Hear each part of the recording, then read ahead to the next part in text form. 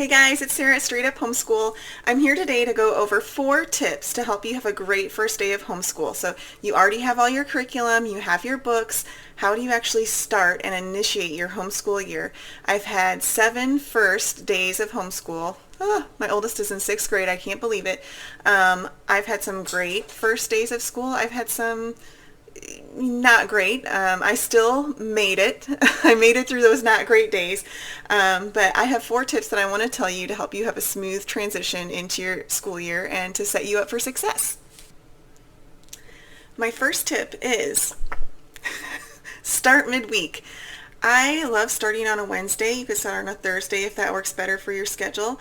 But it's nice to not start on a Monday. Mondays are my hardest day. My husband goes back to work, so I'm the person who's on point, with the kids all day. I miss my husband. Oh, so sweet. But I just love starting on a Wednesday. If something doesn't go right in your homeschool, and that will happen, you have all these plans and ideas and they're all wonderful. You have this vision and it never goes exactly according to plan for me. So it's nice to start midweek and then have the weekend to kind of regroup and reevaluate, okay, how did that go? What do I need to change? Or maybe everything's going smoothly and it's just nice to have a shorter week. But that's my first tip, is start midweek. All right, my second tip is phase in your subjects. So you don't have to start your full gamut of curriculum right on the first day of school.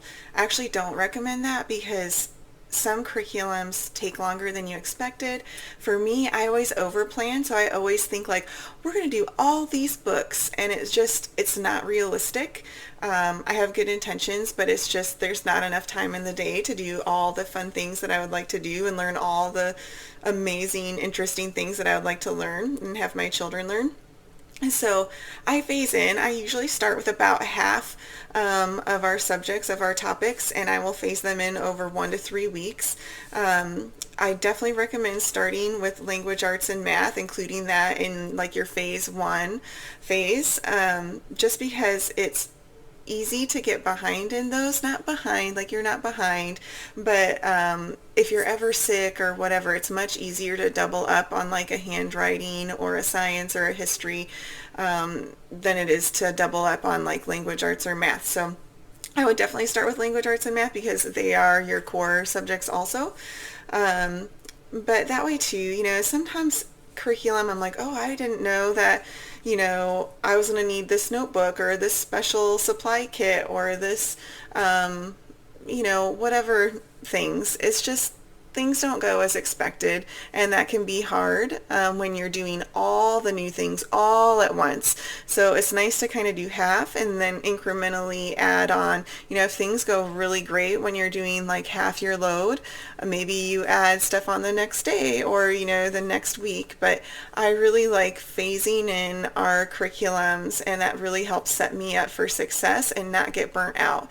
So if you try to do all the things on the Monday, by Friday, I would be in tears and burnt out. And once you get burnt out, it's hard to recover. So I definitely recommend phasing in all your curriculums and books. My third tip, have a simple dinner.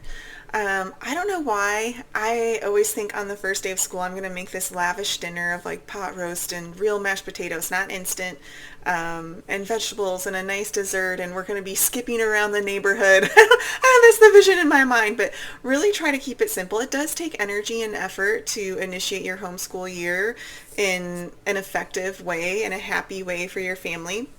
And so keep it simple. Maybe get takeout, maybe do a freezer meal, crock pot, something simple that you don't even need a recipe for, or it doesn't take a lot of prep time. So simple dinner. I actually did simple dinners for the entire week that we started our homeschool this year, and it was great. All right, my last tip, my fourth tip, is flow and pulse. I know that sounds kind of weird. By flow, I mean the flow of your day. And I've really found that timing everything out, at 8:05 we're doing this, at 9:05 we're doing this, at 9:30 we're doing this subject. That is really hard for me to do. I love a schedule. I love times. I used to be a nurse in the hospital. My husband was in the military. We love times. We love being on schedule. It's not really conducive for learning. Sometimes lessons are going to take longer. Sometimes they're shorter. Sometimes you read an extra chapter of your read aloud book because everybody's just so into it and it's so exciting. And if you get off schedule, it like kind of all gets off schedule. It has that domino effect. And so I don't do specific times for each subject. I do have a flow to the day of like we start around 8:15. We have lunch around 11 or 11:15. We do these subjects before lunch. We try to get all these done before lunch. We do these things in the afternoon, and that kind of flow has really worked well for us and given us more freedom to get lost in a topic that we're really loving and learning about, or maybe something is harder and so it takes longer. And what I mean by pulse is kind of the mood of the family or the attitude. And I think moods and attitudes can be a really slippery slope. I think especially for kids, it can change really quickly. And so just have an ear out. Sometimes I feel like I can kind of hear when things are, maybe starting to go a little bit downhill, and it's a lot easier to catch it as you're just starting to go downhill rather than like, oh, we're midway down or at the bottom. It just, it takes effort to recover from those things. So if you can kind of catch it right away, that's really helpful. Or, if your child really struggles with language arts, maybe say like, hey, we're going to do language arts and then we're going to go to the park, so there's something to look forward to. Or we're going to do language arts and then have lunch.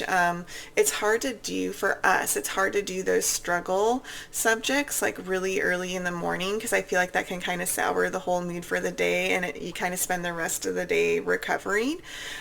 So try to really think about your day and set yourself up for success in terms of are there any touchy areas for a certain child, and how can I try to smooth that over and help us all have a good day?